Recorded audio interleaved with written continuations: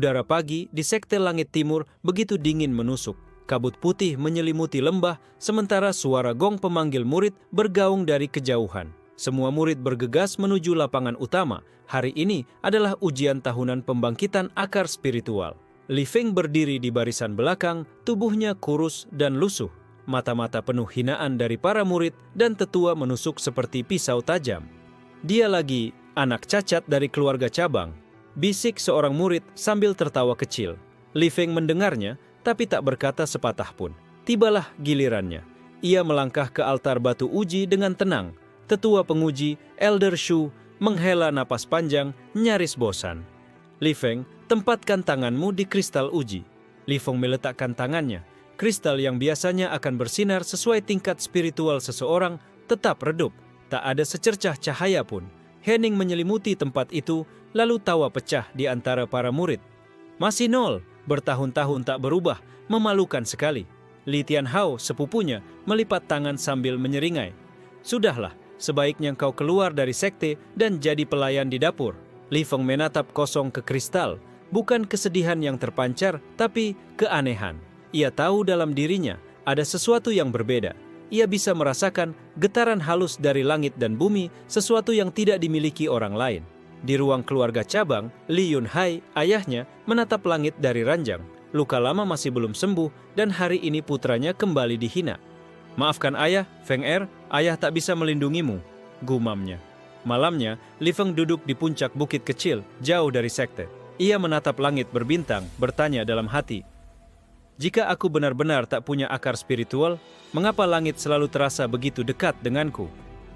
Tiba-tiba, gemuruh halus terdengar dari dalam tubuhnya. Ia terkejut, merasakan energi aneh seperti menyusup dari tulang sumsum. Suatu rasa sakit yang luar biasa membakar dari dalam perutnya, seperti ada sesuatu yang ingin pecah. Li Feng jatuh ke tanah, menggeliat, tapi ia tak menjerit. Tubuhnya mengeluarkan uap putih dan simbol-simbol kuno muncul samar di permukaan kulitnya seperti tulisan langit yang terlupakan oleh zaman. Seketika, dunia di sekelilingnya berubah. Ia masuk ke dalam dimensi hampa, di mana hanya ada langit tak berbatas dan suara berat bergema. Pewarisku, akhirnya tubuh ini mulai bangkit. Li Feng ternganga. Siapa kau? Tubuhmu bukanlah cacat, tapi tubuh pusaka langit. Pintu tertutup karena dunia ini terlalu rendah untuk memahami keberadaanmu. Tapi penderitaan membuka kuncinya. Kilatan cahaya menyelimuti dirinya dan tubuhnya terasa ringan. Luka-luka kecil yang selama ini tak sembuh menghilang seketika. Ia berdiri, perlahan tersenyum. Untuk pertama kalinya, tubuhnya terasa utuh, bahkan sempurna. Mulai hari ini, aku akan mengubah takdirku. Keesokan paginya, ia kembali ke pelatihan. Para murid menertawakannya seperti biasa. Tapi kali ini, Li Feng hanya menatap mereka dan tersenyum tipis. Di dalam dirinya, badai kekuatan yang belum diketahui siapapun sedang bangkit. Dan langit seolah memperhatikannya. Pagi itu, Li Feng kembali ke area pelatihan. Tak ada yang berbeda di mata orang lain, tubuhnya masih kurus, pakaiannya sederhana, dan wajahnya tetap datar. Tapi di balik kulitnya, dunia yang sama sekali baru tengah terbangun. Di dalam tubuhnya, jalur meridian yang dulu dianggap buntu mulai terbuka. Tapi berbeda dengan jalur biasa, energi spiritual tidak mengalir mengikuti arah normal. Sebaliknya, energi mengalir berlawanan arah, membentuk pola spiral langit yang tak dikenali oleh metode cultivation manapun di sekte. Saat latihan dasar dimulai, Li Feng duduk di pojok belakang mengikuti teknik pernapasan yang diajarkan. Namun energi yang masuk ke tubuhnya menyerap secara alami, tanpa teknik apapun. Ia tidak memfokuskan napas. Ia hanya diam, dan dunia seolah menyesuaikan diri padanya. Elder Bai yang bertugas mengawasi pelatihan pagi melirik sekilas ke arahnya. Alisnya berkerut. Aneh. Tidak punya akar spiritual, tapi tekanan energinya lebih stabil dari murid lainnya. Li Tianhao yang melihat perhatian Elder Bai ke arah Li Feng mendecak. Elder, anak itu cuma pandai berpura-pura. Sejak dulu juga begitu, tapi hasilnya tetap nol. Elder Bai tak menanggapi, tapi rasa penasarannya meningkat. Ia telah hidup ratusan tahun dan melihat berbagai bakat, namun tak satu pun tubuh tanpa akar spiritual bisa menciptakan keseimbangan energi seperti itu. Di sisi lain, Li Feng mulai menyadari sesuatu. Setiap kali ia menarik napas, langit seolah merespons. Awan perlahan membentuk pola spiral, nyaris tak terlihat. Ia menunduk, berusaha menyembunyikan perubahan ekspresi. Ia belum siap menunjukkan kekuatannya.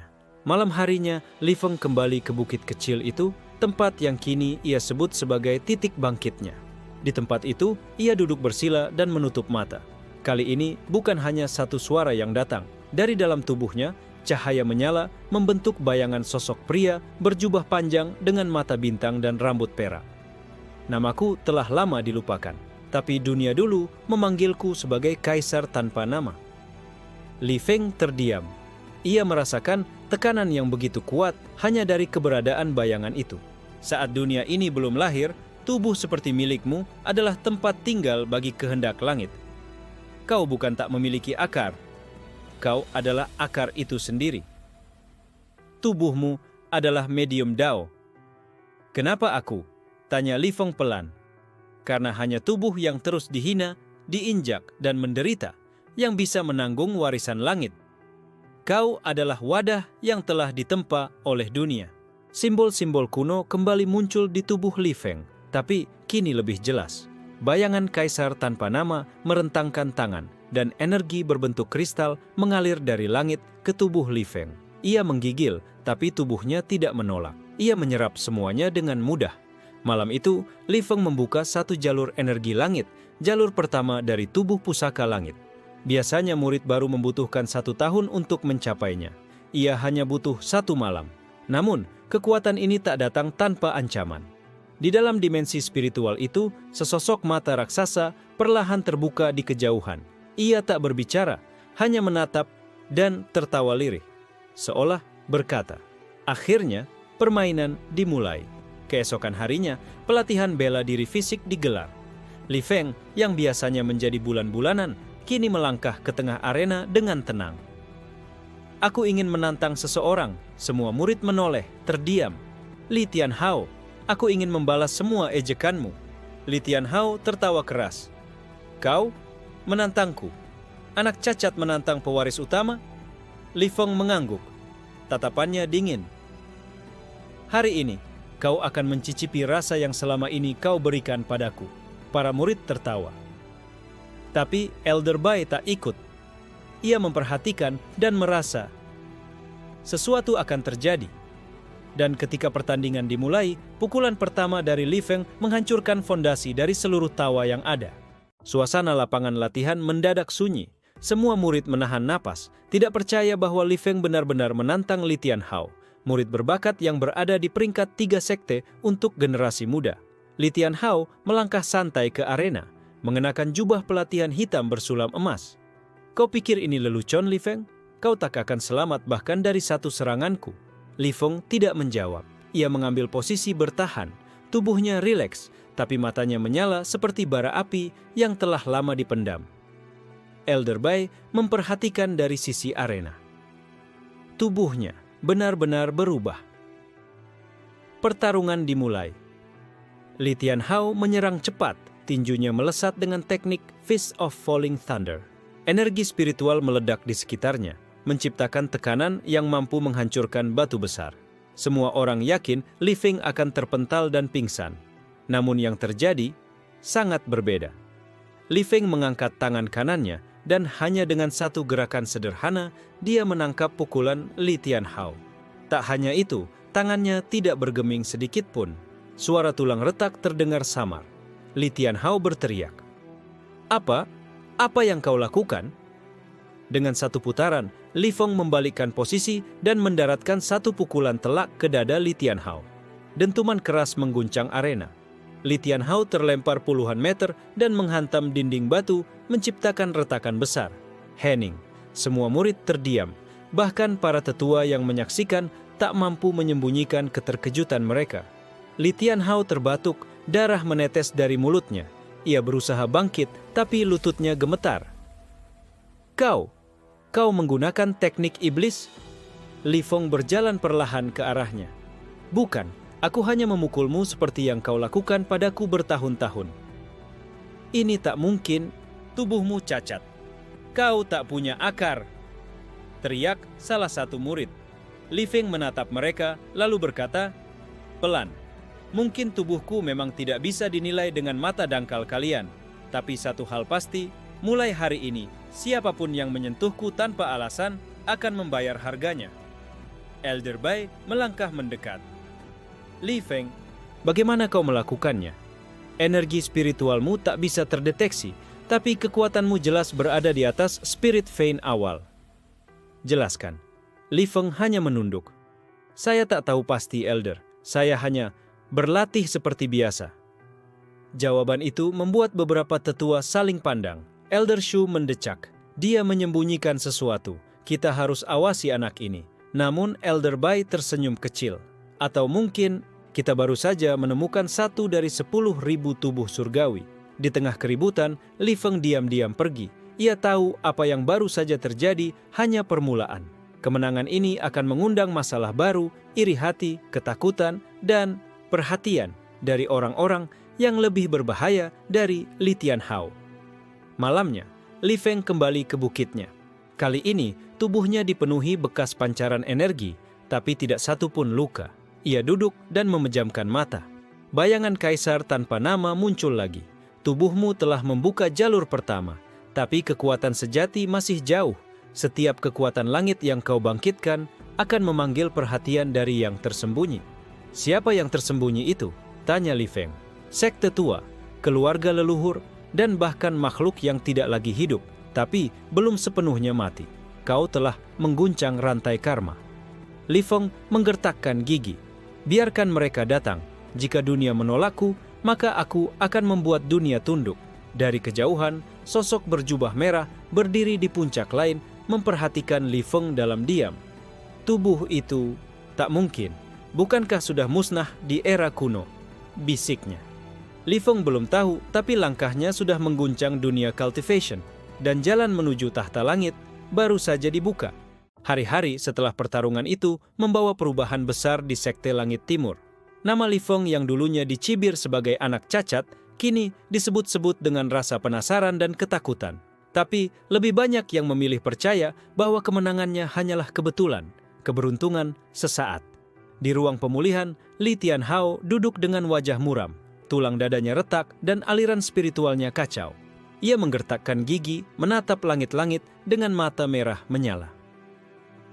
Li Feng, kau akan menyesal. Di sisi lain, para tetua mulai memperdebatkan nasib Li Feng dalam rapat internal. Elder Shu bersikeras agar tubuhnya diperiksa secara paksa.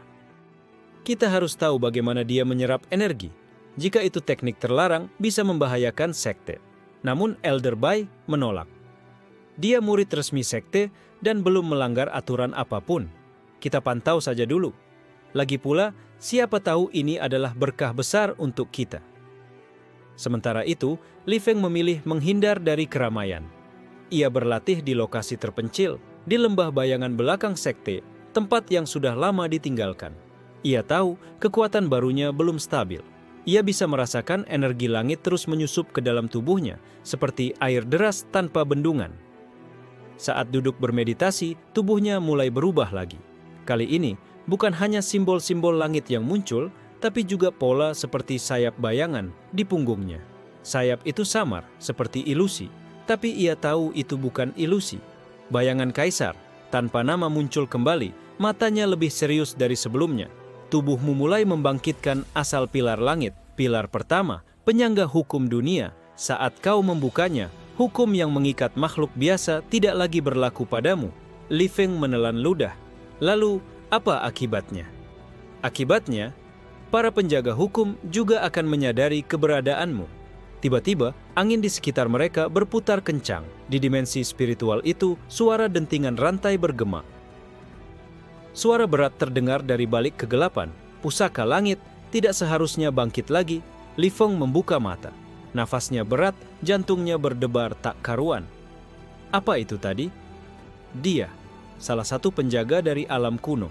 Kau telah membangunkan matanya. Hati-hati, Feng. Dunia ini punya banyak rahasia, dan tubuhmu adalah kunci sekaligus umpan. Hari berikutnya, suasana sekte kembali memanas. Li Xue'er, sepupunya yang dulu bersikap netral, mendatangi Li Feng secara diam-diam.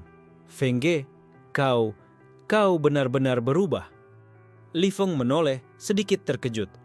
"Xue'er, kenapa kau ke sini?" Aku dengar tentang pertarunganmu dan tentang apa yang dikatakan para tetua. Mereka mungkin akan mencoba mengurungmu atau memaksamu jadi alat sekte." Li Feng mengangguk. "Aku tahu." Xue'er menatapnya dalam. "Kalau begitu, larilah. Pergi dari sekte, selama masih bisa." Tapi Li Feng hanya tersenyum. "Aku tidak akan lari dari tempat yang dulu membuatku menderita. Aku akan bertahan dan menguasainya." Dari balik dinding, mata Li Tianhao memperhatikan mereka. Wajahnya semakin dipenuhi kebencian. Ia berjalan pergi menuju tempat yang dilarang. Pavilion terlarang, tempat di mana teknik-teknik gelap dan kontrak rahasia disimpan. Beberapa hari kemudian, terdengar kabar bahwa seseorang mencuri teknik dari pavilion. Tapi tak ada bukti. Namun malam itu, langit di atas sekte berubah merah darah. Li Feng yang tengah bermeditasi terbangun dengan perasaan buruk. Ia berdiri cepat dan melihat cahaya merah menyelimuti langit timur. "Pembuka kehancuran," gumam suara kaisar dalam pikirannya. Seseorang memanggil kekuatan dari luar dunia. Dan itu hanya bisa berarti satu hal. Musuh baru telah muncul bukan hanya karena kebencian, tapi karena ketakutan akan tubuh langit yang baru saja bangkit. Langit di atas sekte. Langit timur berubah merah pekat seperti disiram darah. Awan-awan membentuk pusaran aneh dan tekanan spiritual mengguncang seluruh area. Semua murid keluar dari pavilion mereka, wajah-wajah bingung dan takut menatap langit yang berubah. "Ini bukan fenomena alami," bisik Elder Bai dengan nada serius. Ia berdiri di puncak menara pengawas, menatap ke arah sumber pusaran, tepat di atas tebing barat tempat pavilion terlarang berada. Di dalam ruang pribadinya, Li Feng membuka mata. Aura tajam menyelimuti tubuhnya. Getaran dari langit itu menggema dalam meridian barunya, seolah tubuhnya memperingatkan akan adanya ancaman langsung. Li Feng berdiri. Ini bukan kebetulan, seseorang memanggil kekuatan dari luar jalur langit. Bayangan kaisar tanpa nama muncul samar di sisi ruangan. Itu teknik pemanggilan darah iblis kuno. Dulu dilarang oleh seluruh sekte langit, tapi seseorang di sekitarmu telah mengikat kontrak dengan entitas luar. Li Feng mengingat tatapan Li Tianhao beberapa hari lalu. Ia mengepalkan tangan. Dia. Sementara itu, di tebing barat, Li Tianhao berdiri di tengah lingkaran formasi darah. Tubuhnya dibalut aura merah gelap dan matanya bersinar ungu. Di hadapannya, siluet kabur menyerupai makhluk bertanduk muncul. "Berikan aku kekuatan untuk menghancurkan Li Feng, hancurkan tubuh langitnya, dan aku akan menyerahkan hidupku padamu." Suara berat dari siluet itu menggema seperti gong kehancuran.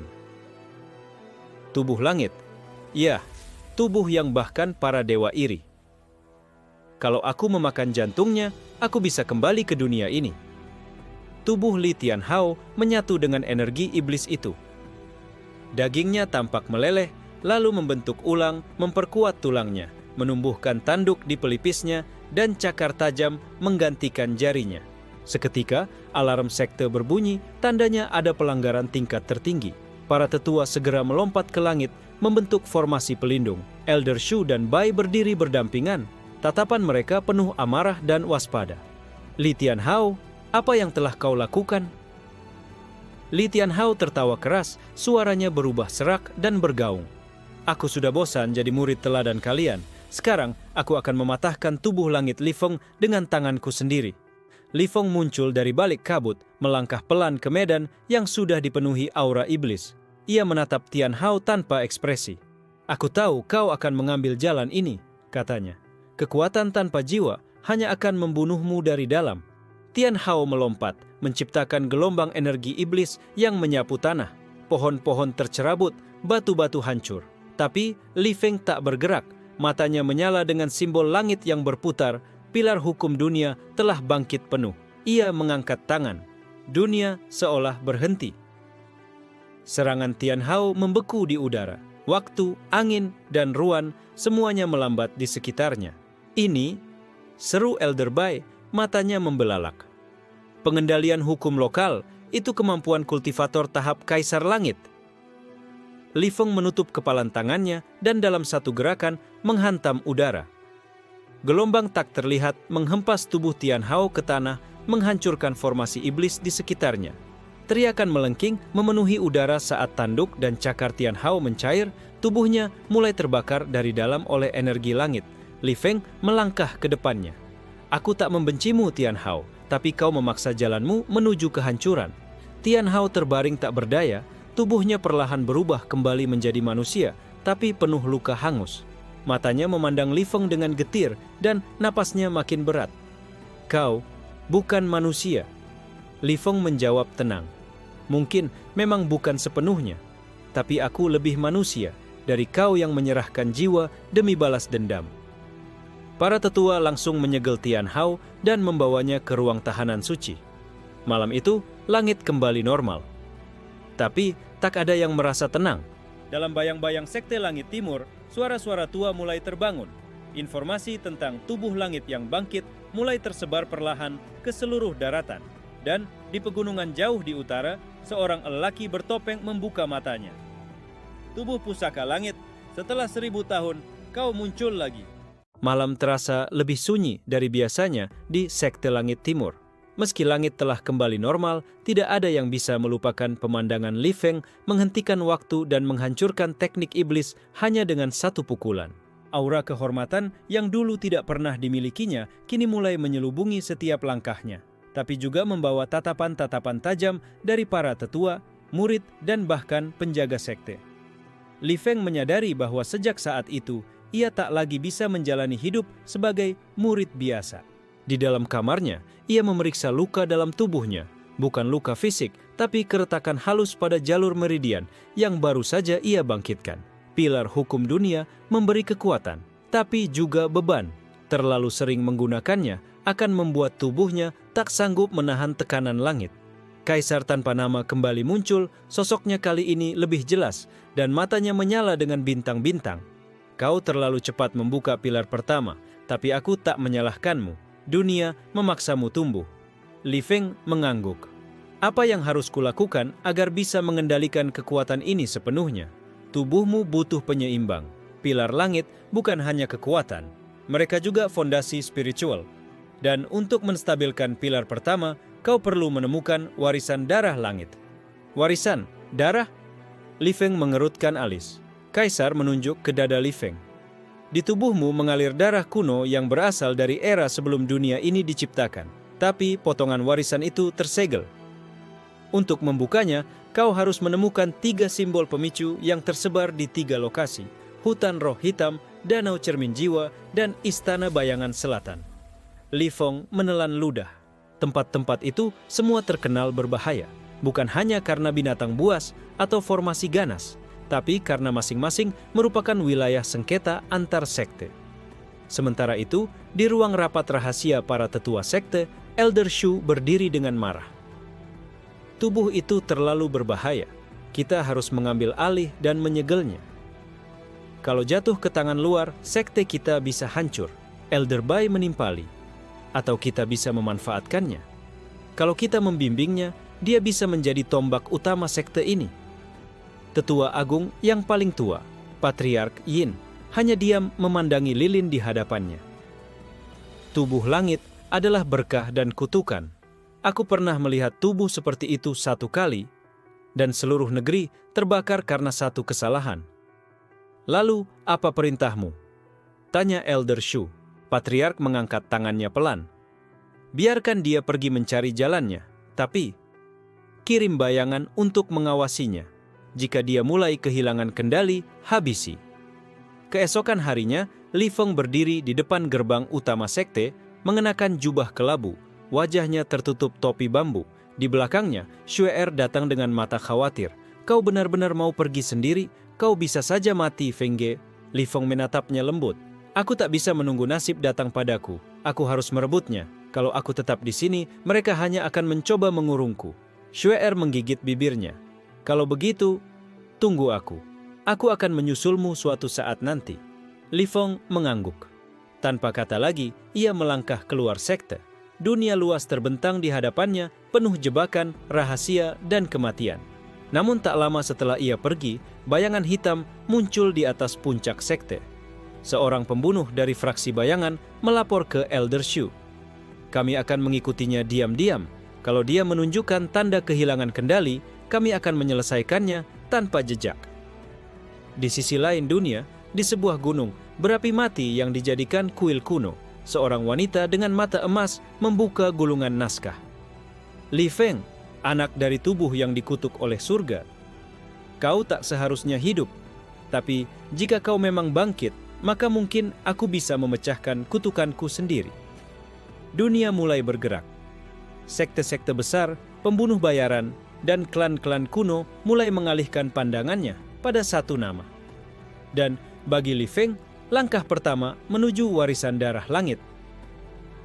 Baru saja dimulai, kabut tebal menyelimuti hutan purba yang dikenal sebagai hutan roh hitam. Tempat ini bukan sekadar kumpulan pohon dan hewan buas. Ini adalah wilayah spiritual yang hidup, tempat makhluk-makhluk dari zaman kuno masih berkeliaran, dan tempat pertama dari 3 simbol pemicu warisan darah langit. Li Feng berdiri di depan pintu masuk hutan. Angin dingin meniup jubah kelabunya, dan suara aneh menggaung dari dalam pepohonan seperti desahan ribuan roh yang terkubur. Ini bukan tempat untuk orang biasa, gumamnya. Kaisar tanpa nama muncul di balik pikirannya, memberi peringatan.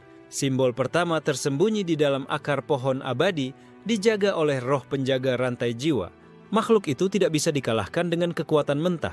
Ia adalah penjaga yang menguji hati, bukan otot.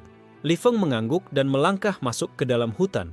Langkah demi langkah, ia bisa merasakan tekanan spiritual yang tak wajar. Pohon-pohon seperti bergerak dan bayangan-bayangan di antara semak memperhatikannya.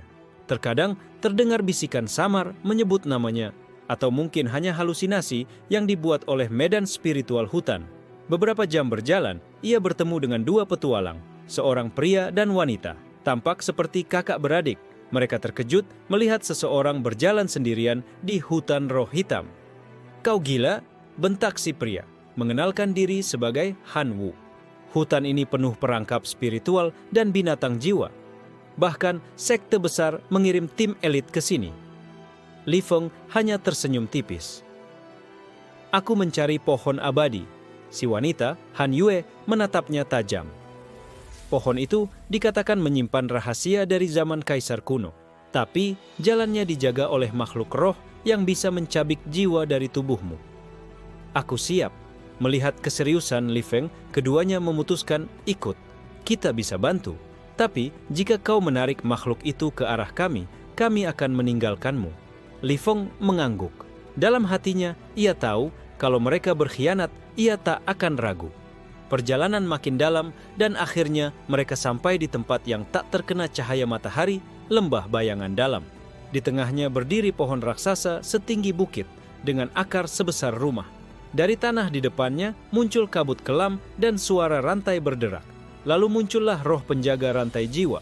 Makhluk transparan berwujud manusia yang diikat oleh rantai emas mengambang dengan mata yang terus berubah warna. Han Wu langsung gemetar. Makhluk roh tingkat raja. Tapi Li Feng tidak mundur. Ia menatap roh itu langsung. Dalam sekejap, matanya berubah, simbol pilar langit muncul samar. "Roh penjaga," ucap Li Feng. "Aku datang bukan untuk menguasaimu, tapi untuk menjemput bagian dari warisan yang telah disegel dalam darahku." Makhluk itu mendekat dan rantai emas di tubuhnya bergetar. "Tunjukkan hatimu, bukan kekuatanmu. Jika hatimu tidak murni, rantai ini akan mengikat jiwamu selamanya." Tiba-tiba, dunia di sekitar Li Feng berubah. Ia tak lagi berada di lembah, tapi di dimensi aneh, seperti cermin yang memantulkan kenangan, rasa sakit, ketakutan, dan keraguan dalam hidupnya. Ia melihat masa kecilnya saat ditertawakan karena tubuh cacat. Ibunya memeluknya sambil menangis, ayahnya yang pergi dan tak kembali. Pengkhianatan, ejekan, kesendirian. Suara roh menggema. "Jika kau diberi kesempatan untuk menghancurkan semua orang yang menghina dan meninggalkanmu, akankah kau lakukan?" Li Feng menutup mata. Dulu, mungkin. Tapi sekarang, aku ingin berdiri di atas mereka, bukan untuk membalas, tapi untuk menunjukkan bahwa aku tak butuh mereka untuk menjadi siapa-siapa. Cahaya menyelimuti tubuhnya. Simbol bercahaya muncul di dahinya. Simbol pemicu pertama. Dimensi itu runtuh dan ia kembali ke dunia nyata. Roh penjaga tersenyum samar. Kau lulus. Rantai emas menghilang. Akar pohon abadi membuka jalan, dan dari dalamnya keluar partikel darah keemasan yang masuk ke dada Li Feng. Tubuhnya bersinar dan simbol pertama menyatu dengan darahnya. Ia merasakan kekuatan yang aneh, bukan hanya tenaga, tapi kejelasan pikiran, kendali atas emosi, dan keterhubungan dengan energi alam. Han Yue menatapnya dengan mata gemetar. Apa yang sebenarnya kau miliki? Li Feng hanya menjawab pelan, warisan dari langit yang tak pernah menginginkan aku hidup. Dari kejauhan, bayangan yang mengikutinya sejak dari sekte mengamati. Simbol pertama telah didapat. Kirim laporan ke markas. Target tumbuh lebih cepat dari prediksi. Sementara itu, di Istana Es jauh di kutub utara, seorang wanita berambut putih berdiri di depan cermin air. Ia menyentuh permukaannya dan wajah Li Feng muncul samar. Tubuh langit telah membangkitkan simbol pertamanya. Dunia mulai bergerak. Dan saat ketiga simbol bersatu, darahnya akan membuka gerbang yang seharusnya tetap tertutup. Langit mendung menggantung di atas danau yang begitu tenang hingga tak tampak gelombang sama sekali. Danau cermin jiwa, tempat simbol pemicu kedua tersembunyi, dikenal bukan karena kekuatannya, tapi karena kegilaan yang ditinggalkannya. Banyak yang masuk, sedikit yang kembali, dan mereka yang selamat kehilangan bagian dari diri mereka. Li Feng berdiri di tepi danau, tubuhnya masih menyimpan gema kekuatan dari simbol pertama. Namun kali ini, ia bisa merasakan bahwa tantangan yang menantinya bukan pertarungan fisik, melainkan pertarungan jiwa. Kaisar tanpa nama muncul dalam pikirannya lebih serius dari sebelumnya. Simbol kedua akan menguji inti jiwamu. Ini bukan seperti ilusi di hutan roh hitam. Danau ini menampakkan bayangan terdalam dari dirimu. Jika kau ragu, bahkan sedetik, bayangan itu akan mengambil alih. Li Feng menarik napas dalam dan melangkah masuk ke air. Begitu kulitnya menyentuh permukaan, danau langsung berubah menjadi cermin hidup. Sosoknya memantul, tapi kemudian tersenyum berbeda. Akhirnya kita bertemu. Ucap bayangan dalam danau, suaranya sama, tapi terasa lebih tajam, lebih liar. Aku adalah kau. Tanpa beban, tanpa moral, tanpa belas kasihan. Air danau naik perlahan, membentuk salinan sempurna Li Feng, tubuh, wajah, bahkan auranya. Tapi ada perbedaan mencolok, mata bayangan itu berwarna hitam pekat tanpa batas pupil atau cahaya. Pertarungan dimulai, bayangan Li Feng menyerang lebih dulu. Serangannya presisi, brutal, dan tak segan melukai dirinya sendiri untuk memaksa Li Feng membuka celah. Dalam beberapa detik, tubuh Li Feng dipenuhi luka kecil dan memar. Kenapa kau menahan diri? Ejek bayangan itu. Apa kau takut menjadi seperti aku? Padahal aku lahir darimu. Kau yang menciptakanku dengan amarahmu, dengan luka masa kecilmu, dengan keinginan membalas semua penghinaan itu. Li Feng melompat mundur, napasnya berat. Ia tahu, menyerang seperti biasa hanya akan mengulur waktu. Bayangan ini bukan musuh yang bisa dikalahkan dengan kekuatan. Karena kekuatannya berasal dari dirinya sendiri. Ia menutup mata, menarik napas, lalu membuka kembali, dan kali ini mata langitnya menyala. Aku memang menciptakanmu, kata Li Feng. Tapi itu bukan berarti aku harus menjadi dirimu. Ia mengubah pendekatan. Bukannya menyerang, ia membuka dirinya. Bayangan itu menghentikan langkahnya, bingung. Apa yang kau lakukan? Aku menerima kau, jawab Li Feng. Semua rasa sakit, kebencian, dendam, itu bagian dariku. Tapi bukan satu-satunya bagian. Dalam sekejap, dunia cermin pecah. Bayangan itu menjerit, tubuhnya mulai retak, lalu berubah menjadi partikel cahaya hitam yang mengelilingi Li Feng, lalu masuk ke dalam tubuhnya. Dada Li Feng bersinar, simbol pemicu. Kedua muncul, kali ini berupa lingkaran cermin yang memantulkan simbol langit. Rasanya berbeda dari simbol pertama, bukan kekuatan atau kejelasan, tapi penguasaan diri. Jiwa dan pikirannya kini selaras, seperti air dan danau. Li Feng membuka matanya, kini lebih tajam, lebih dalam. Namun, begitu ia keluar dari danau, ia disambut oleh suara tepuk tangan pelan. Dari atas batu besar, muncul seorang pria muda berbaju merah darah, membawa pedang kurus di punggungnya. Wajahnya tampan, tapi dingin seperti mayat. Menarik, sangat menarik. Li Feng mengangkat alis. "Siapa kau?" "Namaku Shen Yue, dari fraksi Darah Langit," jawabnya. Lalu tersenyum dengan cara yang membuat darah berhenti mengalir. "Kami sedang mengumpulkan informasi tentang tubuh langit, dan kau terlalu mencolok untuk diabaikan." Tanpa peringatan, Shen Yue menghilang dari tempatnya dan dalam sekejap muncul di depan Li Feng. Serangannya cepat dan tepat, menyasar titik jantung. Li Feng mengangkat tangan, simbol pertama menyala, menghentikan waktu sedetik, cukup untuk menghindar dan membalas. Tapi Shen Yue seakan telah memperhitungkannya. Pedangnya berubah arah di tengah waktu yang berhenti, menciptakan retakan dalam hukum yang baru saja Li Feng aktifkan. Dia bisa menembus hukum langit. Li Feng terkejut, melompat ke belakang. Shen Yue tidak mengejar. Ia hanya tersenyum dan mengacungkan dua jari. "Dua simbol ya? Kau belum cukup kuat. Tapi jangan khawatir, fraksi kami akan menunggumu di tujuan akhirmu, Istana Bayangan Selatan, kalau kau masih hidup sampai sana." Lalu ia lenyap dalam kabut. Li Feng berdiri terpaku, keringat dingin menetes di pelipisnya. Untuk pertama kalinya sejak kebangkitan tubuh langitnya, ia merasakan sesuatu yang mendekati ketakutan. Di balik semua kekuatan dan warisan yang ia kejar, ternyata musuh-musuh yang mengintainya jauh lebih dalam dan jauh lebih siap. 3 hari perjalanan melintasi lembah neraka, gurun api bisu, dan rawa jiwa membuat tubuh Li Feng seolah ingin runtuh. Namun semangatnya tetap tajam. 2 simbol telah bangkit. Yang ketiga dan terakhir menunggu di tempat paling berbahaya sejauh ini, Istana Bayangan Selatan. Tidak ada peta menuju tempat itu. Istana itu muncul hanya saat malam tertentu, di tengah pertemuan cahaya bulan dan bayangan dunia. Banyak yang menyebutnya ilusi. Namun bagi Li Feng, itu adalah bagian dari takdirnya. Di desa terakhir sebelum hutan selatan, ia bertemu dengan seorang pengembara tua buta bernama Pak Mo. Lelaki itu menatapnya dengan mata kosong, tapi terasa menembus ke jantung. "Kau yang dicari langit dan diburu bayangan." Li Feng terdiam. Ia terbiasa dengan ramalan aneh, tapi ini terasa berbeda. Pak Mo berkata, pelan, "Istana bayangan hanya muncul ketika bayanganmu berdiri di hadapanmu. Jika kau belum memahami asal kegelapanmu, kau akan tersesat selamanya di dalamnya." Li Feng teringat kembali pada pertarungannya dengan bayangannya di Danau Cermin Jiwa. Tapi ia tahu itu belum seluruhnya. Ada sisi gelap lain yang lebih tua, lebih dalam, yang belum ia hadapi. Malam itu, saat bulan berada di puncaknya, kabut hitam perlahan muncul di antara pepohonan.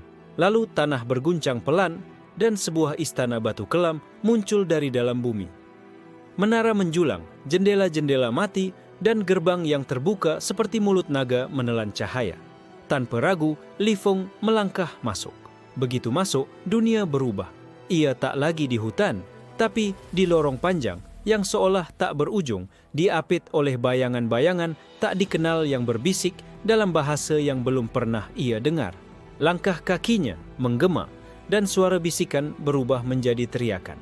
Gema ketakutan masa lalu, suara ibunya menangis, ejekan para murid, suara ayahnya saat pergi meninggalkannya. Cacat, tak berguna, beban. Suara-suara itu membentuk wujud di depan Li Feng, sosok menyerupai dirinya sendiri, tapi lebih kecil, kurus, dan terikat rantai. Anak itu menangis. "Kenapa kau tinggalkan aku?" Li Feng mendekat, perlahan, hatinya mencengkeram dalam rasa bersalah. "Aku tidak meninggalkanmu," ucapnya. "Aku membawamu bersamaku, tapi aku tak pernah berani melihatmu." Anak itu menatapnya. Tangannya berubah menjadi bayangan dan mencoba mencekik Li Feng. Kaisar tanpa nama berbisik dalam pikirannya, "Bayangan sejati bukanlah musuh, ia adalah luka yang kau abaikan." Li Feng tidak melawan. Ia membuka dada, membiarkan bayangan itu masuk, dan saat melakukannya, seluruh istana berguncang. Tiba-tiba, seluruh ruangan berubah. Kini ia berdiri di dalam aula kosong, dan di tengahnya berdiri altar darah dengan simbol langit tergantung di udara. Simbol ketiga berbentuk mata terbuka, simbol kesadaran langit. Saat Li Feng mengulurkan tangan, suara petir menggelegar. Langit istana terbelah dan seseorang melompat turun dari ketinggian. Itu Shen Yue, sekali lagi muncul, tapi kini bersama dua orang lain. Seorang wanita dengan rambut biru membeku dan seorang pria bertopeng tengkorak. Lama tak berjumpa, kata Shen Yue. Kau hampir menyentuh simbol ketiga, tapi kami tak bisa membiarkan itu terjadi. Li Feng mencabut pedang kayu yang selalu ia bawa, peninggalan ibunya. Cahaya dari simbol pertama dan kedua menyala. Ia tahu, ini bukan sekadar pertarungan. Ini ujian terakhir sebelum ia membangkitkan sepenuhnya warisan darah langit. Pertarungan pun meletus. Shen Yue menyerang dari depan. Pedangnya seperti bayangan yang tak bisa disentuh. Pria bertopeng memanipulasi ruang, membuat setiap gerakan terasa lambat. Wanita berambut biru membekukan lantai dan langit istana, menjebak Li Feng dalam medan es kematian. Tapi Li Feng mulai melihat sesuatu. Dengan dua simbol yang telah menyatu dalam darahnya, ia bisa merasakan detak hukum dunia. Ia melihat garis-garis halus tak kasat mata yang mengatur gerakan, waktu, dan elemen. Dan di tengah itu, celah. Dengan teriakan, ia melepaskan kekuatan simbol pertama untuk menghentikan waktu sejenak, lalu memanggil simbol kedua untuk membalik serangan Shen Yue ke dirinya sendiri. Dalam sekejap, Shen Yue terpental ke belakang. Darah menyembur dari mulutnya. Tapi pertarungan belum selesai. Li Feng berlari menuju simbol ketiga. Para penyerangnya berusaha menghentikannya, namun ia sudah berada di tengah altar dan mengangkat tangannya tinggi. Simbol terakhir, bangkitlah. Cahaya hitam dan emas meledak.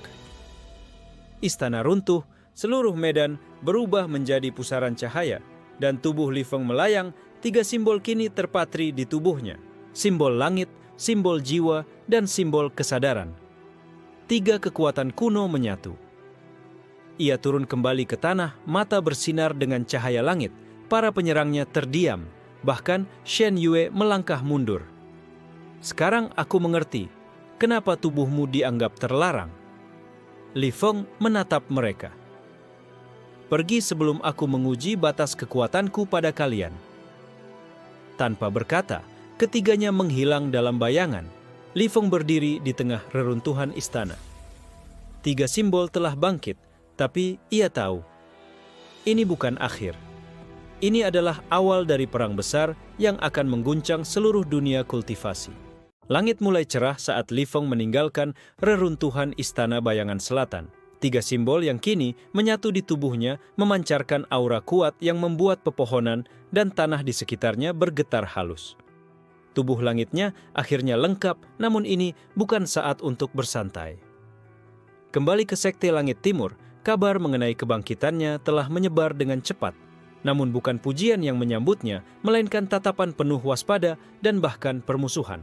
Elder Shu memimpin pertemuan rahasia bersama para tetua. Dia terlalu kuat, dia sudah menjadi ancaman bagi kita semua, katanya dingin.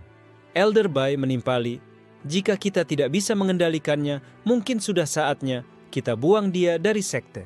Di sisi lain, bayangan-bayangan pembunuh dan mata-mata dari fraksi darah langit semakin sering mengintai langkah Li Feng. Sementara itu, Xuer yang menunggu kabar di dalam sekte merasa gelisah. Ia yakin Li Feng membawa rahasia besar, tapi tidak tahu apakah dia bisa mempercayai siapapun di sekitarnya. Suatu malam, saat Li Feng berlatih menguasai kekuatannya di puncak bukit, ia merasakan kehadiran seseorang.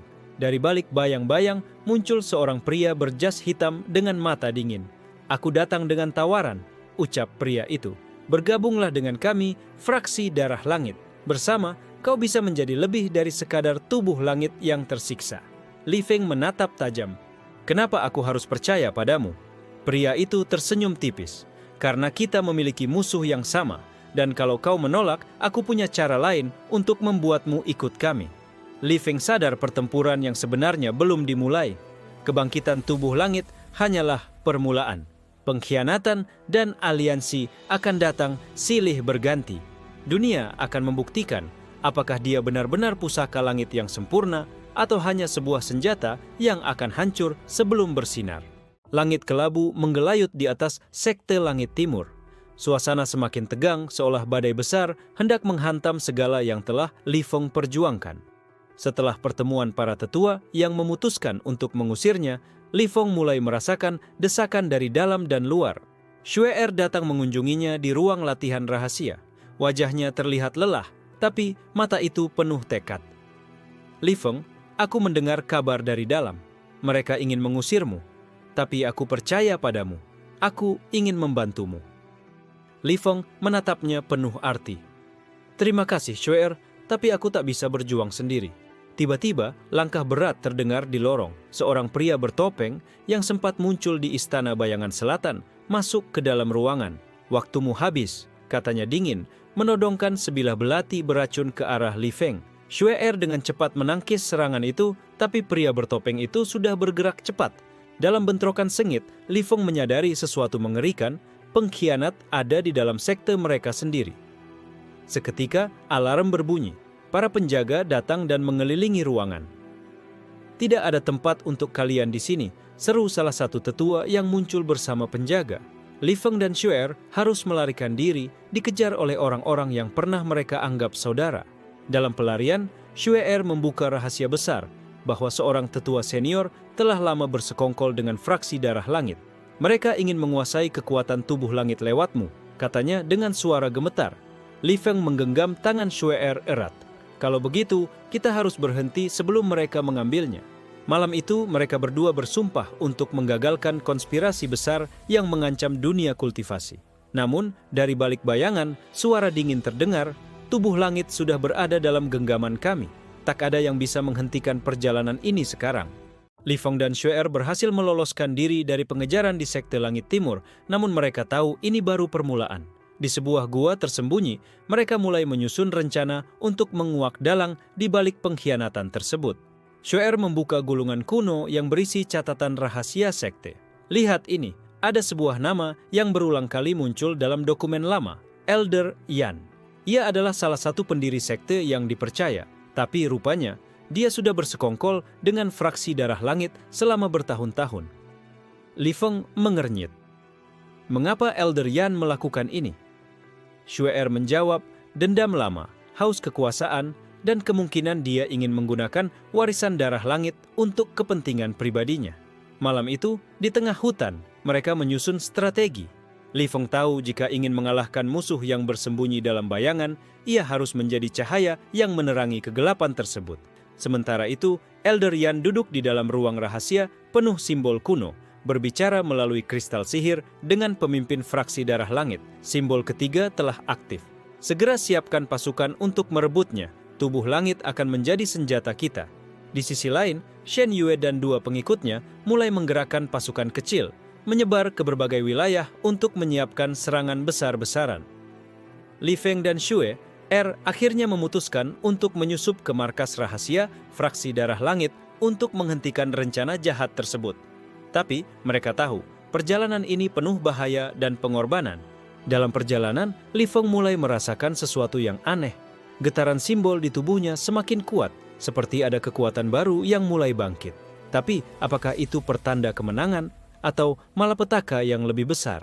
Li Feng dan Xue Er tiba di perbatasan wilayah fraksi darah langit setelah perjalanan panjang dan melelahkan. Mereka bersembunyi di balik pepohonan lebat, memperhatikan penjagaan yang ketat di sekitar markas.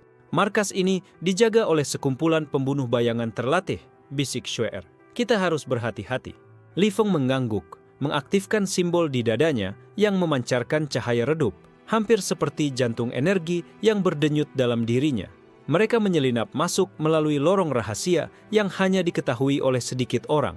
Dalam kegelapan, bayangan mengintai, namun kemampuan Li Feng untuk merasakan aura membuatnya selalu satu langkah lebih maju. Di dalam markas, mereka menyaksikan Elder Yan tengah berdiskusi dengan Shen Yue dan dua pengikutnya. Rencana mereka sudah matang, menguasai kekuatan tubuh langit dan meluncurkan serangan ke berbagai sekte utama. Li Feng menggertakkan gigi. Ini saatnya bertindak.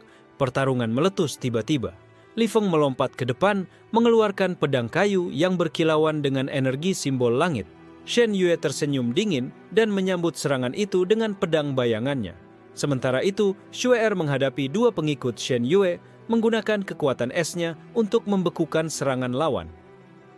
Pertarungan sengit berkecamuk di dalam markas, Suara benturan senjata dan ledakan energi memenuhi udara. Namun di tengah pertempuran, Elder Yan menghilang dari tempatnya dan menggunakan sihir gelap untuk menyerang dari kejauhan. Li Feng terluka parah, namun semangatnya tetap menyala. Ini bukan hanya tentang kekuatan, katanya dalam hati. Ini tentang melindungi apa yang aku yakini.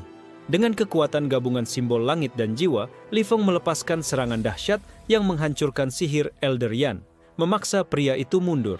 Setelah pertarungan, Li Feng dan Cue Er berdiri di tengah reruntuhan markas yang hancur. Namun, mereka tahu perang sesungguhnya baru saja dimulai. Setelah kehancuran markas fraksi darah langit, Li Feng dan Cue Er kembali ke Sekte Langit Timur dengan bekas luka dan pikiran yang penuh kegelisahan. Pertarungan melawan Elder Yan dan Shen Yue telah menguras tenaga mereka, namun ancaman belum sepenuhnya hilang. Di ruang utama sekte, para tetua berkumpul, melihat kondisi Li Feng dengan tatapan berbeda. Kali ini ada rasa hormat, tapi juga ketakutan. Elder Bai berbicara dengan suara berat, kita tak bisa mengabaikan apa yang telah terjadi. Fraksi darah langit tidak akan berhenti, dan mereka sudah semakin berani. Cue Er mengusulkan, kita perlu membentuk aliansi dengan sekte-sekte lain. Jika tidak, dunia kultivasi akan hancur. Li Feng mengangguk, tapi itu berarti kita harus mempercayai orang-orang yang mungkin juga menyimpan rahasia dan kepentingan mereka sendiri. Malam itu, Li Feng bermimpi tentang ibunya yang sudah lama tiada. Ia melihat dirinya kecil, tertatih dengan tubuh yang dianggap cacat dan suara-suara hinaan yang dulu ia dengar. Namun tiba-tiba, sebuah cahaya hangat menyelimuti dirinya. Tubuhmu adalah pusaka langit yang sempurna, suara ibunya mengalun lembut. Jangan pernah ragu pada dirimu sendiri. Terbangun dari mimpi, Li Feng merasa tenang dan kuat. Ia tahu pengorbanan akan terus datang, tapi selama ada harapan, ia tak akan menyerah. Keesokan harinya, ia memimpin sebuah pertemuan besar untuk membentuk aliansi. Para pemimpin sekte dari berbagai penjuru datang, membawa harapan dan ketakutan mereka masing-masing. Namun, di balik bayangan, Shen Yue mengawasi semuanya dengan senyum licik. Ini baru permulaan, Li Feng, bisiknya. Kau tidak akan pernah benar-benar bebas. Kota besar di kaki Gunung Suci menjadi saksi berkumpulnya para pendekar dari aliansi sekte yang dipimpin Li Feng. Langit kelabu dan angin dingin menambah ketegangan sebelum badai besar yang akan datang. Semua mata tertuju pada sosok Li Feng, yang kini berdiri tegak dengan 3 simbol bercahaya di dadanya. Di tengah kerumunan, Shen Yue dan pasukannya mengintai, siap menyerang. Mereka tahu, jika Li Feng berhasil, kekuatan warisan darah langit akan mengubah keseimbangan dunia. Pertempuran dimulai dengan ledakan energi dan gemuruh pedang. Li Feng bertarung dengan keberanian dan kecerdasan, menggabungkan kekuatan ketiga simbolnya menjadi satu serangan dahsyat yang mengguncang medan perang. Namun, saat benturan mencapai puncaknya, rahasia terbesar terungkap. Tubuh Li Feng bukan hanya pusaka langit, tapi juga kunci pembuka gerbang kuno yang mampu membangkitkan Dewa Langit tertidur. Dengan bantuan aliansi dan kekuatan tak terduga dari Cue Er dan teman-teman baru mereka berhasil mengalahkan Shen Yue dan menghentikan niat jahat fraksi darah langit. Di akhir pertempuran, Li Feng berdiri di puncak gunung, menatap langit yang mulai cerah. Ia tahu perjalanan masih panjang, tapi kali ini, ia bukan lagi yang dihina sebagai cacat, melainkan pusaka langit yang sempurna.